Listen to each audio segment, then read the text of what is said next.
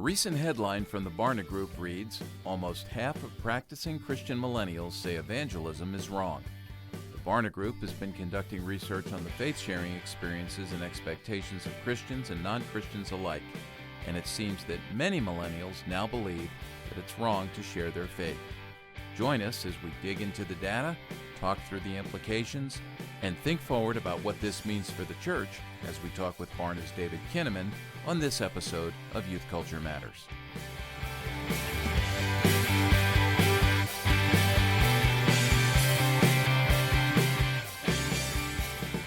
From the Center for Parent-Youth Understanding, this is Youth Culture Matters.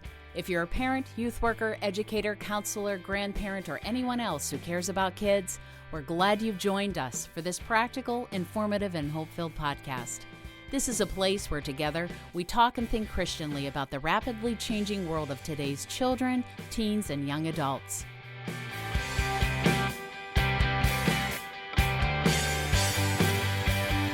Welcome, everybody, to another episode of Youth Culture Matters.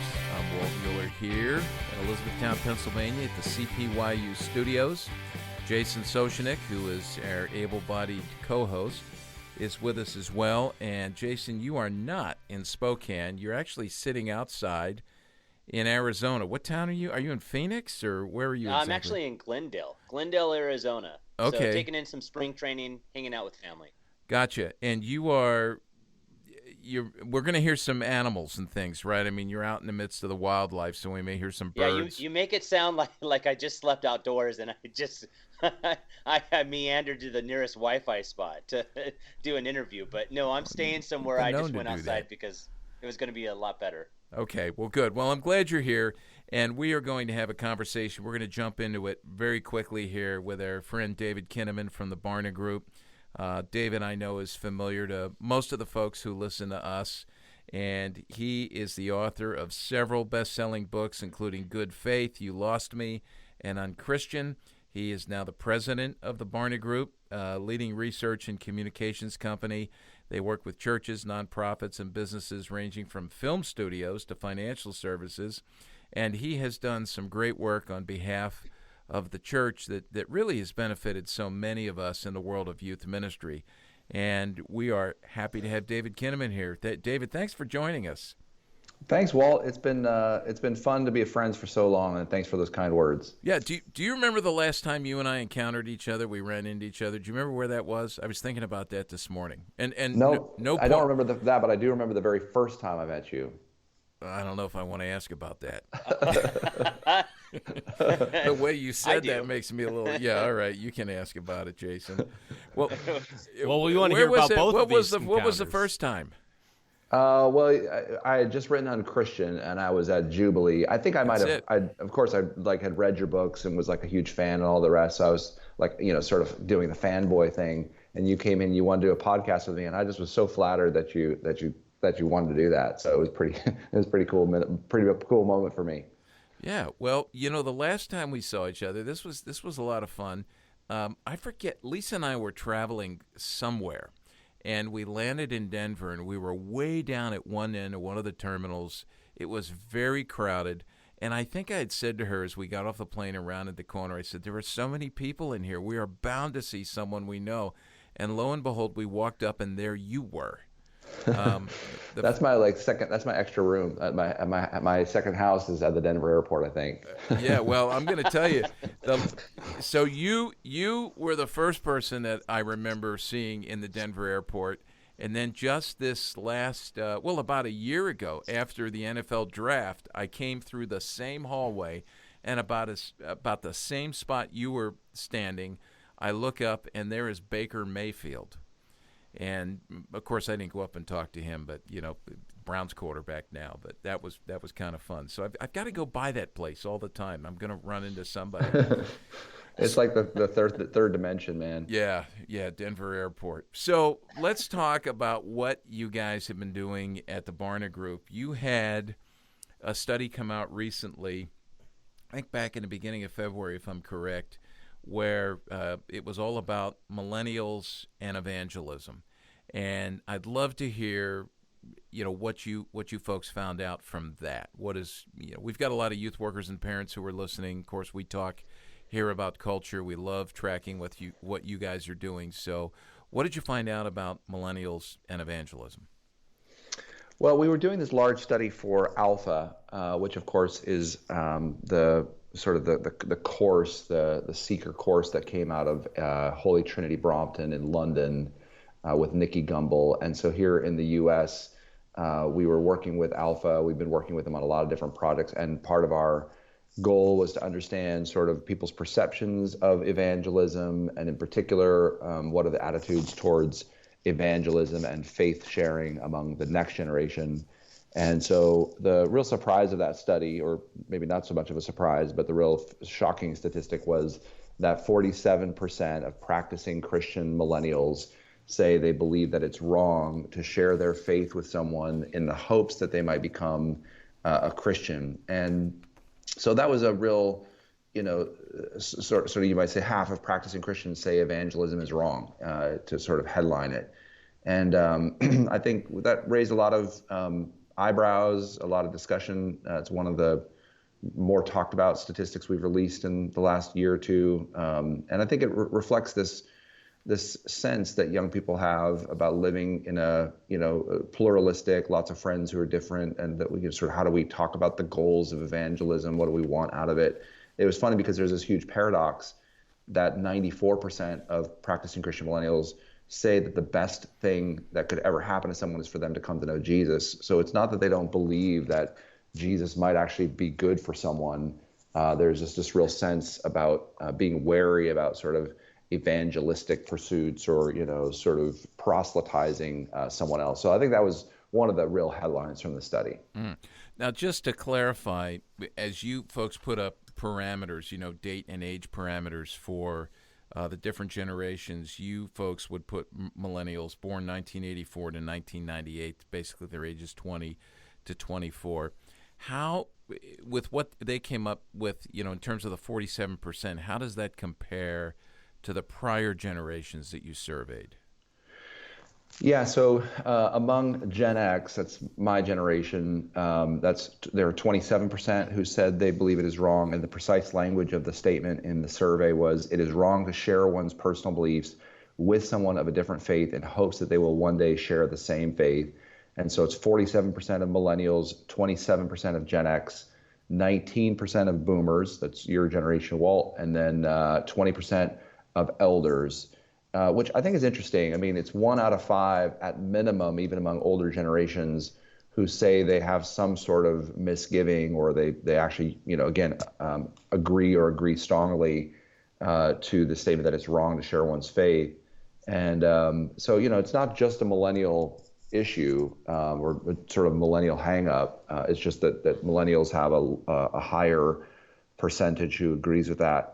Another area that's actually even a more stark difference in the study was, we asked the question, if someone disagrees with you, it means that they're judging you, and 40% of millennials, 22% of Gen X, 9% and 11% of boomers and elders, respectively, agree. And again, this, I think it kind of connects with something we found a few years ago in this book you mentioned called Good Faith, that, this idea that if someone, you can't criticize someone else's life choices, or you can't, there's this new sort of moral code where if you talk about something in a way that offends somebody, sort of trigger warnings and, the various concerns that people have, there's this real hypersensitivity of saying something that might offend somebody. And actually there's a lot of merit to that. I mean, we understand why that has become part of the popular imagination, but this notion that, to criticize someone else's life choices is actually a new kind of moral wrong in today's society. Go ahead, Jason. I just want to mention, by the way, can I say, for people who are listening, normally Jason and I can see each other, so we know who's going to ask a question and who's not. So we might, as we're doing now, speak over each other. So Jason, just jump in, all right? Yeah, definitely. I am curious with regards to the data. You mentioned the worry of offending. Were there any other aspects to the data that you collected that might speak into this 47% feeling like it's wrong, or was that one of the main factors? Well, survey research has so many limitations, which it's important, I think, for a survey researcher to admit to. It's not always fun to say, oh, well, there's a lot of things we don't know, but that's just the honest truth. And so there's a lot of things we can't really tell from this. What I sort of think of our work as being a perception scientist. We are good listeners. We try to reflect what other people think and say. We report on the questions that we ask, and then we let church leaders, parents, the society in general make their own sense of this. I mean, I think you could look at a lot of different factors that we've been studying among the next generation for many years. Certainly, their religious context is much less Christianized, so they have many more friends who aren't Christian. While still a majority of American young people identify as Christian, there is far more attention given, more pluralism, religious pluralism in their context. We see, pop culture in various ways making Christianity, and especially evangelicalism, it's like you're sort of stupid if you believe this stuff. And we found, some of the self-perceptions of millennial Christians is that they're afraid to speak up. They feel misunderstood. They're not sure how to have a difficult conversation with somebody who has a different faith than they are. And by the way, that's not unique to this young generation of Christians. I think one of the more mega trends that we see in American culture is the decline of being able to talk across boundaries. We did a study a few years ago that showed that, most people say they would have a very difficult time having a natural and normal conversation with someone who is different from them. That could be an LGBT person with an evangelical, or a Muslim with an atheist. I mean, we're really breaking up into a lot of tribal units within our culture. So millennials, I think, just reflect that broader trend for sure. As I'm looking at your infographic here, and people can find this at Barna.com with the study on millennials oppose evangelism. I'm looking at this infographic, and two of the stats that really hit me. The one is the one you mentioned, where millennials are the highest by, 20 percentage points over the previous generation. 47% is wrong to share one's personal beliefs with someone of a different faith in hopes that they will one day share the same faith. And then right above that, millennials are the highest in saying, I am gifted at sharing my faith with other people. How did you have any conversations in terms of how to reconcile that? In other words, I'm gifted to do this, but I'm not going to use my gifts because I think that would be wrong. Is that a way to interpret that, or? Yeah, that's a really good point. And it's funny. I mean, you're the first person who has even asked about that. And I suppose that's partly on us for not showing even shining an even brighter light on that particular statistic. One of the other aspects of millennials that's really interesting is they really do like to talk. And they again, this is their perception. This is their self-perception. And again, perception doesn't always equal reality, but it certainly is an important sense of how they think about their world. But we find this in another study we had done with a group called Lutheran Hour Ministries on spiritual conversations in the digital age. We also found this really at length in the Evangelism study that millennials enjoy spiritual conversations. They like talking about faith. It's the old adage that you don't talk about religion at politics at a dinner party does not hold true at all for this generation. They are willing to weigh in on politics, on social media issues. I mean, just all cultural issues, what's streaming on Netflix, and on faith and religion. And again, I think there's a really interesting way of thinking about the context for this. Again, I find myself being both a critic but also a huge apologist or a defender of millennials and now Gen Z, to older Christians who sort of say, well, this generation just doesn't get it. And I understand some of those concerns, but I think that it's really easy to blame a generation that we raised and to not acknowledge some of the great gifts that they bring. And the new world in which they're living in. And I think this particular statistic that you've mentioned, the fact that 3/4 of millennials say they feel gifted at sharing their faith compared to 66% of Gen X and just 59 and 56% of boomers and elders is a huge testament to the fact they're willing and ready to be sort of activated for more spiritual conversations. They just want to make sure that there's not a lot of agenda. They don't want to be a salesperson for the faith. So one of the concerns I've had just about people in general as we talk about following Jesus and we understand what it means to be a Christian, to be a disciple, is maybe what we could label a lack of integration or a disintegration of faith into all of life. Are you finding, and that yields itself in contradictions within ourselves, are you finding that one generation is more comfortable living with those contradictions? Is there one generation that actually is living with a greater number of contradictions? Because I see those two stats, as contradictory. I don't know if that's the best word to use, but does that question make sense? Yeah, I mean, I think this is a generation. I've been saying this for almost a decade now. That studying people in general is because we're social researchers, that it is an exercise in a study of contrast and a study of paradoxes, and that's why I think about this as sort of being perception scientists. That we're looking at the way people perceive their world, and then trying to help leaders and other parents and others make good decisions about seeing the world as accurately as possible. And again, there's lots of limitations to social research, but I think there's so many more advantages by listening to others and learning this sort of spiritual discipline of hearing and seeing what others think and perceive. But I think millennials and Gen Z are more comfortable with that paradoxical sort of style of life, that they don't see the natural inconsistencies, or when you think about kind of the world of apologetics and the things that they might say, well, that's logically inconsistent. It doesn't bother them. It doesn't trouble them. I actually don't think older generations are as troubled as they make it out. It's just that they often use those inconsistencies against young people. But it is important for us to be, I think, clear and, as logical as we can be. But also one of the things we see so much is, how do we orient people within the church, young people especially, towards the kinds of people they want to become? Let me give you a quick example. I've been working on a new project where we're looking at sort of the relational makeup within churches, and one of the ways we've come to realize the most resilient young Christians, 18 to 29-year-olds, who really don't just stick around with church, but actually grow in their faith and grow in Jesus. And they're sort of the kinds of young believers we all hope to be and hope to create in our churches and in our homes.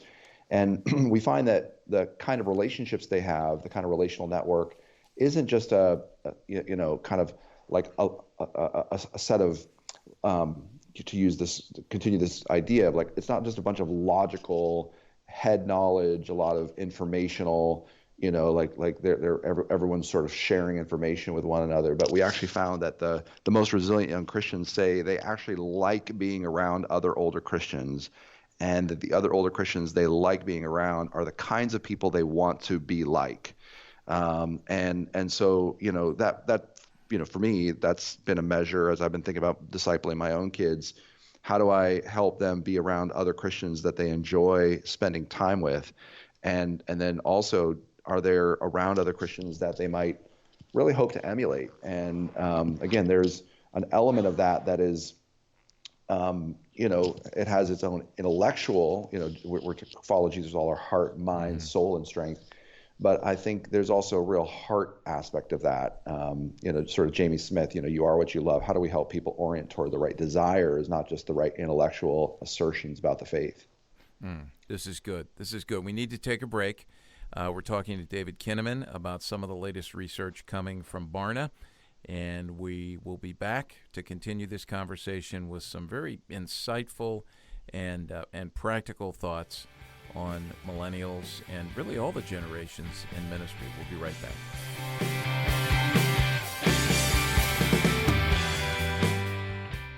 Here at CPYU, we want to help you help parents stay up to date on today's youth culture. One of our most popular resources is our monthly parent page. This 4-page full-color resource offers parents a timely, practical look into current youth culture trends, along with resources to help them parent their children and teens Christianly in today's rapidly changing youth culture. If you're a youth worker who would like to get this monthly resource into the hands of your parents, you can see a sample parent page and learn more by visiting cpyuparentpage.com.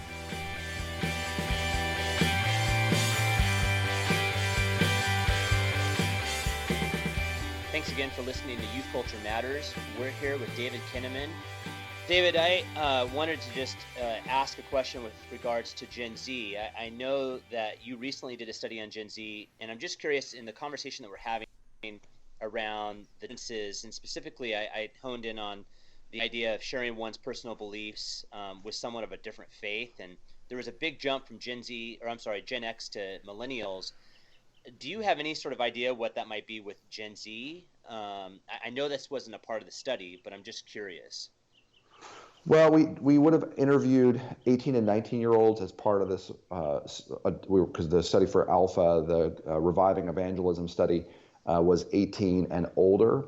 And so we would have had 18 and 19-year-olds. We did not break them out because the sample size would have been too small to look at how they compared to millennials.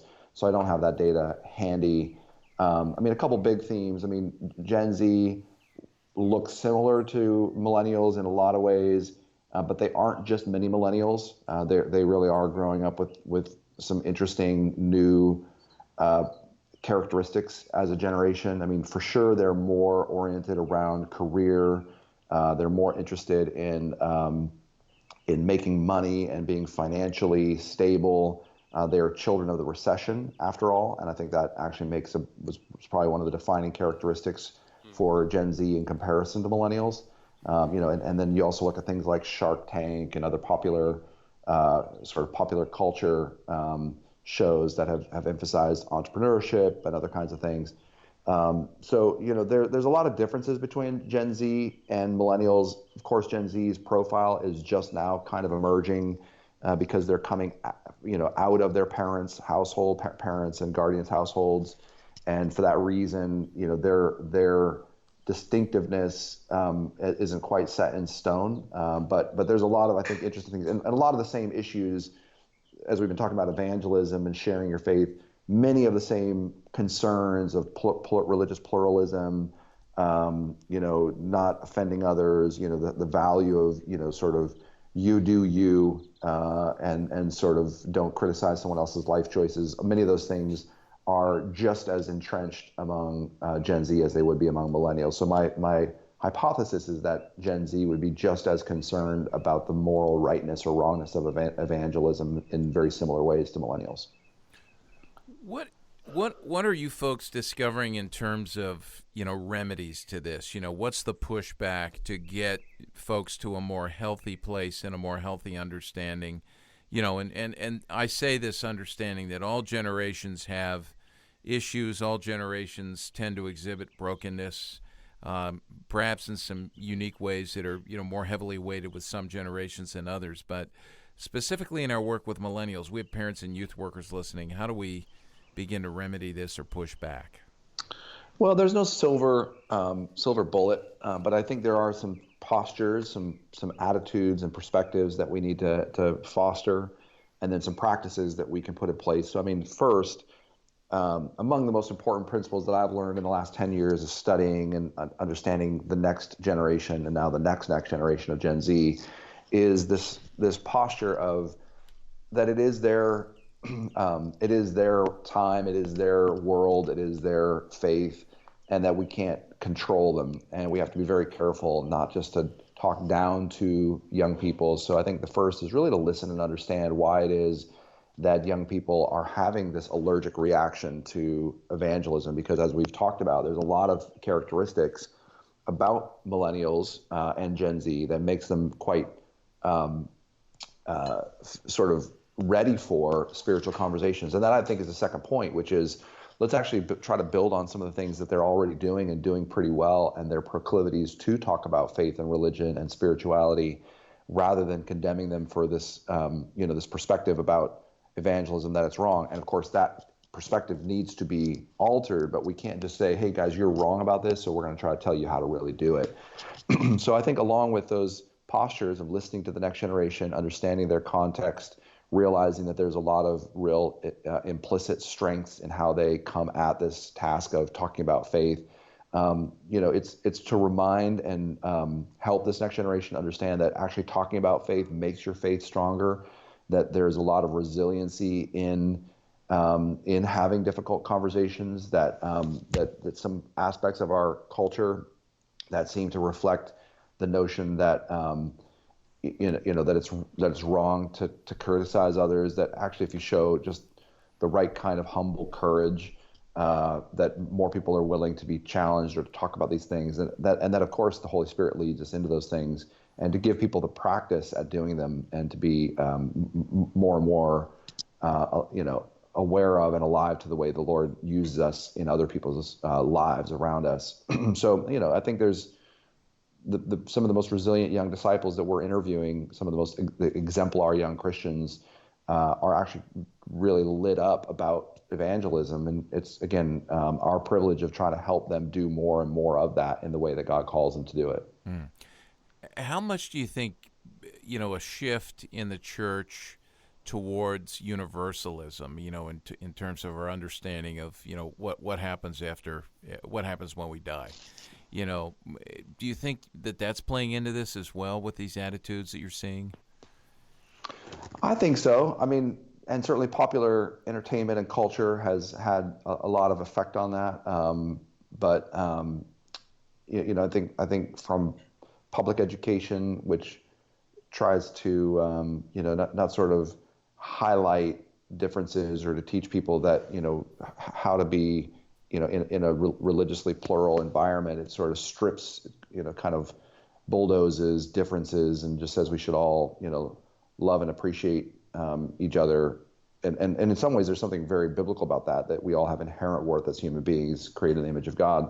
But again, I think this is an area where we as church leaders have so much work to do. And this isn't a revolutionary thought, but, the notion that we so often emphasize sin and brokenness and our need for a savior within the church, and don't equally talk about the Imago Dei and Genesis 1 and 2 and God's good creation of humanity and sort of helping young people to realize that both are true. I mean, my son is 14. I've been working with him on this discipleship process that I'm, just really trying to spend, 30 minutes or more a day just talking about lots of different things. So this last weekend we were talking about creation, fall, redemption, restoration. And I gave him some Bible verses and it helped him kind of write out some notes in his journal. And we read through, Genesis 1 and 2. And, again, I think so much of our emphasis within our church community is around, kind of your sinfulness and your need for a savior, which is 100% true.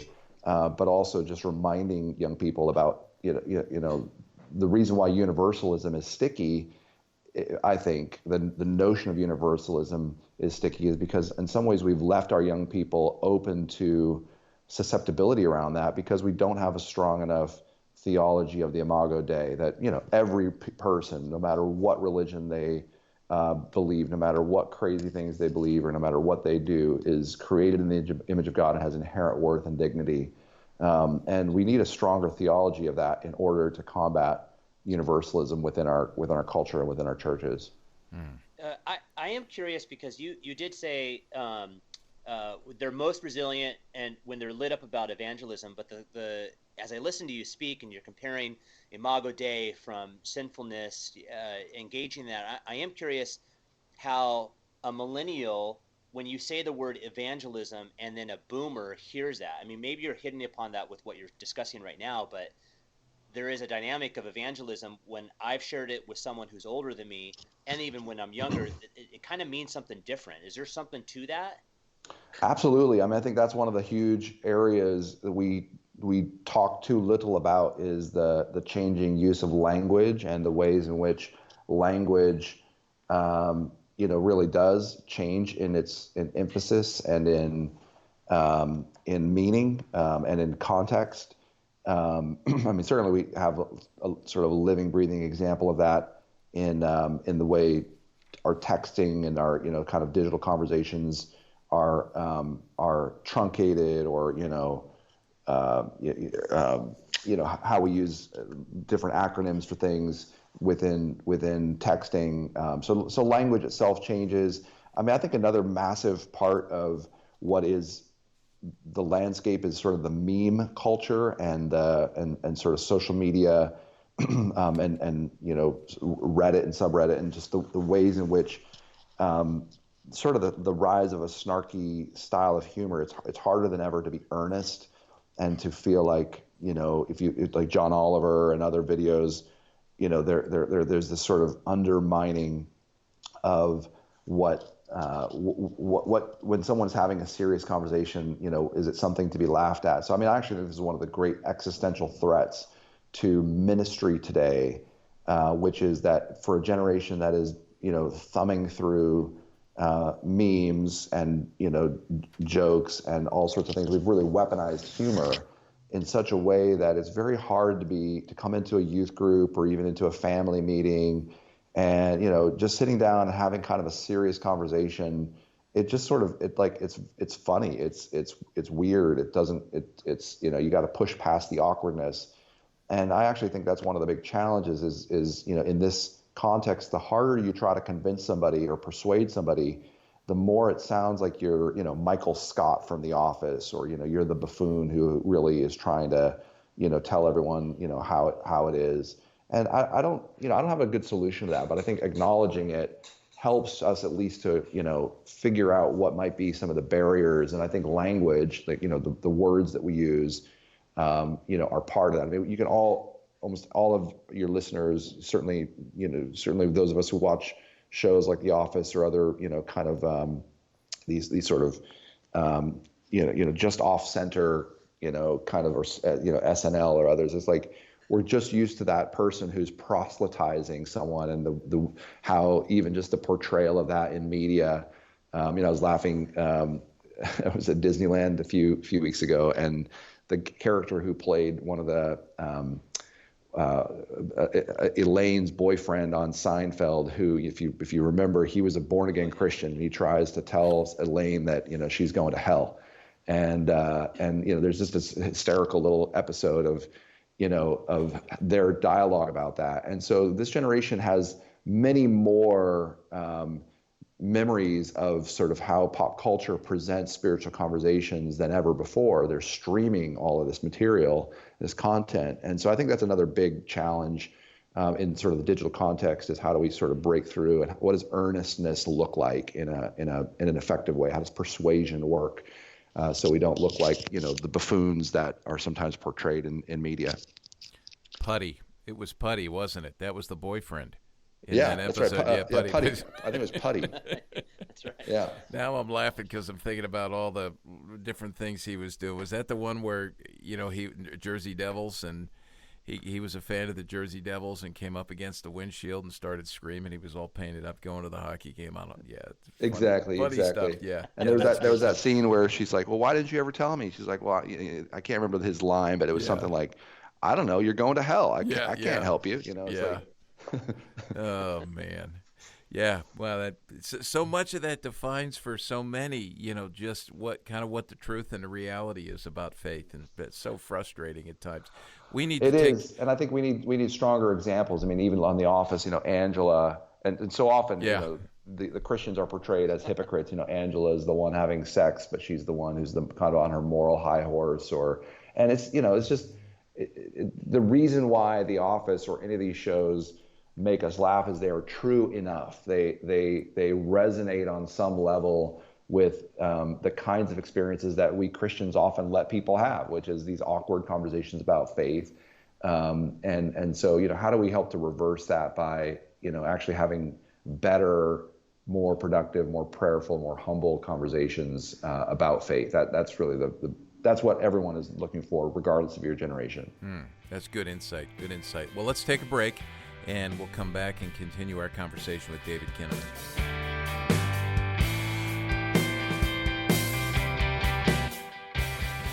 Are you interested in bringing CPYU to your church, school, or community? A big part of our ministry is the on-site seminars we conduct in dozens of settings every year. CPYU seminars are designed to encourage and educate your audience on a variety of youth culture issues. Every seminar is designed to be informative, practical, and hope-filled. If you want to learn more about our CPYU seminars, available speakers, and the many seminar topics and options in our growing seminar lineup, go to our CPYU homepage at cpyu.org. Click on the seminar option on the menu bar at the top of the page, and you can learn more about how to schedule a CPYU speaker and seminar for your parents, youth workers, and educators.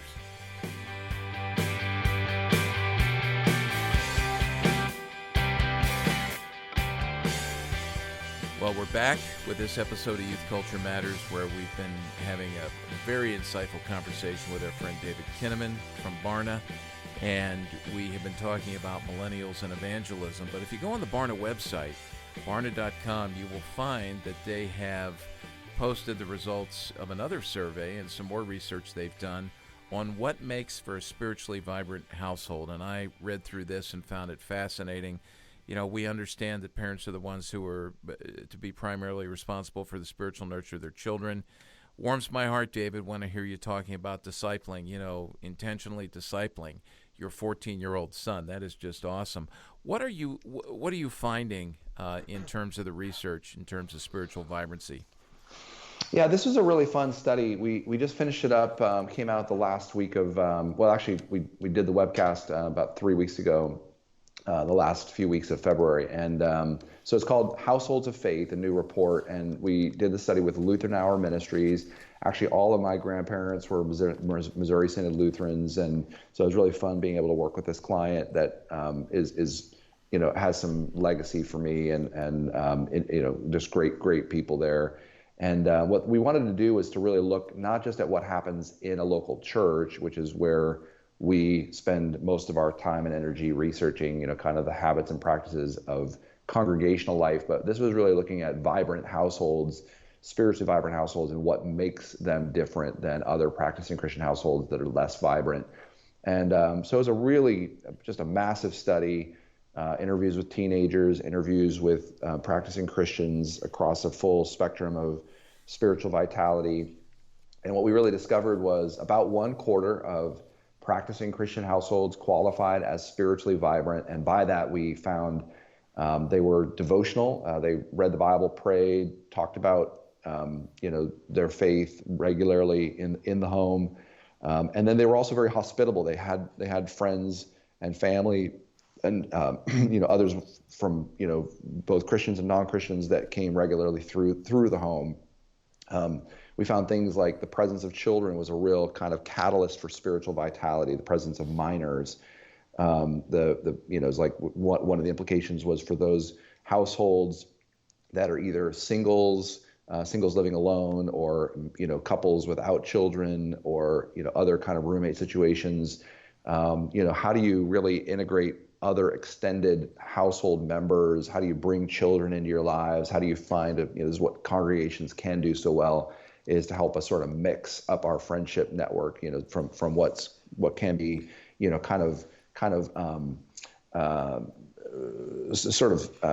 get comfortable in what, in our religious sort of practices. Like my wife and I, our youngest now is 14, a few years, he'll be out of the house. So we've been thinking about, okay, what is our household going to look like, when the kids are out, not just empty nesting, but how do we actually stay spiritually vibrant? The motivation to go to church, changes or whatever. So just a really neat study around how having fun and quality time and just all these different interesting ingredients of hospitality and, what kind of faith you grew up with, whether you were Christian when you grew up or not. I mean, all these different, how these things interplay. So I'm really proud of the work our team did on this study. I think it's going to help a lot of leaders and a lot of parents and a lot of church leaders really understand, what are the ingredients we can mix around to create a more spiritually vibrant household. So as I look at the infographic here, which is fantastic, and people need to go and look at this. Very well done. Thanks. The thing that really is jumping out at me is, the percentages that are highest in terms of what people are identifying most of them relate either to spiritual disciplines, prayer and Bible study, right? And then the others are in this category about a spiritual coach. A spiritual coach is present. That is fascinating to me. Unpack that, the whole idea of a spiritual coach. And I'm assuming here we're talking about dad and mom. Well, it can be anything. I mean, dad and mom serve that role most frequently in households with minors, but it can actually be a spiritual coach of any relationship, okay. even a non-familial relationship. But recognizing, sort of a household member talks with me about God's forgiveness, a household member teaches me about the Bible, a household member teaches me about traditions. A household member encourages me to go to church. So those were some of the things that kind of qualify under that spiritual coaching rubric. And yeah, this particular infographic is one of my favorites. We've used it now a couple of times. It's like a pinwheel infographic. You can actually find it on our website. The actual article is called "What Makes for a Spiritually Vibrant Household." I'm always, as a dad, I've got 3 kids, one in university, one just finishing high school, and one beginning high school. And, the research that we do it works on me too. And, looking at this infographic and the data, I'm, looking at ways in my own home and in my own, in our own church, how can we do more of this? And so it's fun. I think these very practical examples of what does it look like, these 5 factors of a spiritually vibrant household where spending fun quality time together, having a spiritual coach, being present or having a coaching mentality, welcoming others, that's the hospitality component we were talking about, asking for help, meaning the spiritually vibrant households are more likely to sort of put up their hand and say, we actually want someone to help us either with moving or outside help or, getting help with finances. And then members have a personal spirituality. I mean, there's a devotional activity. So, the very practical, specific things that we included in the research helped me as a dad, me and my wife to actually have, what are we doing or what are we missing? What are the things we could do that we're doing well that we could do more of? And so I think that kind of very practical ways of reflecting on the research is really helpful for us, and it has been for me as a dad. Jason, one of the things I see in this is that's so interesting is the dynamic of outside influence, because I'm thinking mind, body, soul, spirit, and the thing that I think often gets left out. I know a lot of families that do mission statements and they want to have a home that is spiritually vibrant.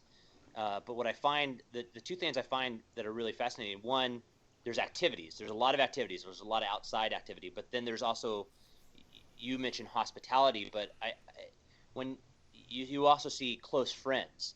So there is this dynamic of getting out, but then also bringing people in. And specifically, when you say close friends, is that something that they're seeing? Like they're seeing, kids are seeing their parents have deep, intimate friendships? Or is that among the children? Well, I don't know offhand. I'm not sure. I think the best way to answer that, and we probably could do some cross tabulation and look at some of that. I think the main thing to answer is that relationally there is a greater sensitivity to the need for it and the presence of relationships across the whole family system, the whole household system. That by the way, was one of the real insights for us, was that household concept is a higher order than the family, and families are great, they're wonderful, God ordained, but that if we looked at the New Testament, if we looked at our current context, sort of like Modern Family, the television program, that really it's like the modern household, and that household is a richer concept, a more biblical concept perhaps, or at least another way for us to think about our current world and the kind of the households that comprise our churches and our communities,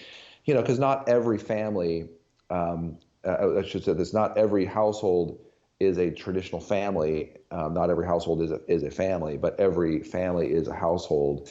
And a church is no stronger than the households are that it's comprise it. We have to look at each of these individual households as sort of the basic unit of spiritual transformation And on that level, to answer your question as specifically as I can,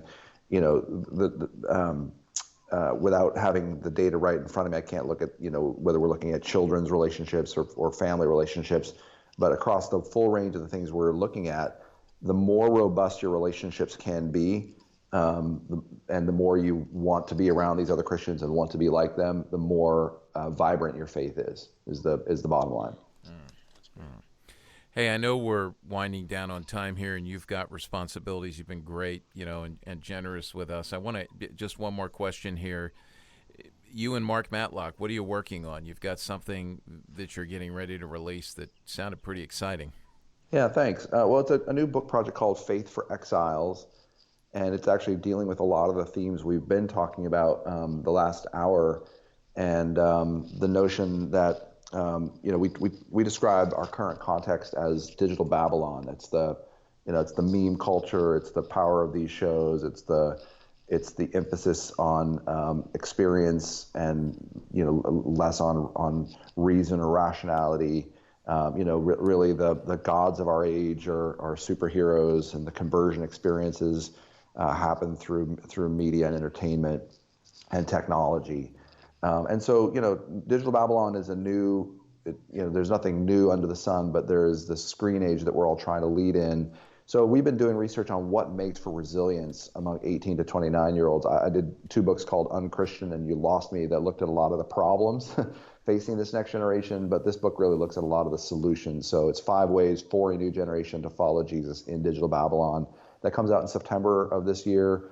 You can actually go to faithforexiles.com and look at some of the tools. We're building a couple of cool e-courses. Mark Matlock, a great friend, more than 20 years. I've been friends with him, and we produced a couple of e-courses, one for parents, one for pastors, and then the book will be coming out. But it's a lot of our own, there's a lot of despair about this generation. I mean, we started this whole conversation around the fact that millennials seem to think that evangelism is wrong, but in the midst of those discouraging findings, I actually find a ton of hope in these resilient disciples, what they're doing, why they care, how much they love Jesus, how much they love the church. They're charting a different path than I think many of us would have thought or expected, but I'm just greatly encouraged by the quality and consistency of their faith. And this book is a lot about the testament to what those. It's only about 10% of young 18 to 29-year-olds who are resilient disciples, but a real testament to what's making them tick and what's helping them to stay resilient. So it's a pretty exciting project, and we're looking forward to launching it coming up in September this year. That's awesome. That's awesome. Jason, any parting words? No, I just want to say thanks, David. Appreciate a lot of the research and the work that you're doing, and just even the time that you've spent here with us. This is super helpful. Yeah. Oh, my pleasure. Thank you. And as we always do, if you go to our homepage, cpyu.org, find the page for this particular podcast. There's a player in there. You can listen to the podcast from our page. If you're listening with another podcast provider, you may want to, when you're done, come back over to our place, and then you can see links. Chris Wagner will post all the links to everything that's been mentioned and more, especially these articles David's mentioned from Barna. And we want to recommend as well that you tell others about Youth Culture Matters. We want to invite you to listen into our 1 Minute Daily podcast as well, Youth Culture Today. You can get both those wherever you get your podcasts. You can subscribe to them. Give us a good review. That helps us and tell others about it. So thank you, David Kinnaman. Blessings on you in your work. You've resourced so many of us so well for so long, and we want to continue to encourage you to keep on keeping on and doing this. So thank you. Thanks, Walt. That means a lot to me. And Jason, great to talk today. Yeah. All right. So we will talk to everybody again on the next episode of Youth Culture Matters. Thanks for joining us for Youth Culture Matters, a podcast from the Center for Parent-Youth Understanding. If you'd like to learn more about today's youth culture, visit our website at cpyu.org. And if you have any questions, comments, or feedback, email us at podcast@cpyu.org.